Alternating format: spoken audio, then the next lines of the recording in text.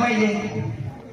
नाही येत तुम्ही म्हणजे तुम्ही शिस्त पाळत नाही, आणि शिस्त जो पाळत नाही तो पुढे जात नाही, सक्सेस होत नाही. लक्षात घ्या, शिस्त माणसाला पुढे घेऊन जात असते. म्हणून शाळेतली शिस्त ही फार महत्वाची असते.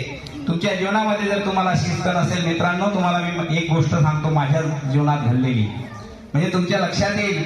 मी लहान होतो, चौथी तिसरीत असेल तेव्हा, आणि माझ्याबरोबर असं तिसरी दुसरीत असणारे मुलं पण खेळायचो आम्ही. आणि मग खेळता खेळता लढाई झाली. आणि बघा आता ते कळं गोळा केले आपल्या रायसिंग सरांनी, तुमचे माहिती ना. एक मुलगा कळं घालायचा आणि मग तो काय करायचा, लढाई झाली की तो कळ मारून बसायचा. मग त्याचं कुणी नाव नाही घ्यायचं. त्याने मला बी कळ मारून दिलं त्यांना घरी.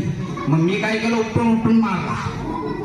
आणि मग त्या एक मित्र होता त्याचा, तो गेला घरी पळत पळत पळत पळत पळत. अरे म्हणे आपल्या तुमच्या मुलाला मारताय म्हणे. त्याची आई आली, काय सांगू तुम्हाला, त्याची आई आली. तिने मला बघितलं नाही, विचारलं नाही, काही नाही. दनादन 2-3 देऊन दिल्या मला. अशा कर फिरायला लागू मी. काय सांगू तुम्हाला, मग माझा मित्र पडत पडत घरी गेला. कोणाच्या घरी, माझ्या घरी. आणि माझ्या आईला पण बोलून आणलं. माझी आई यायला लागली, मला वाटायला लागलं माझी आई आली.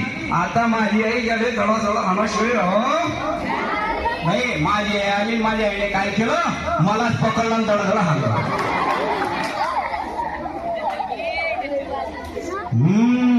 माझ्या आईने मला मारलं म्हणून मी तुमच्या समोर आज बोलतोय. लक्षात घ्या.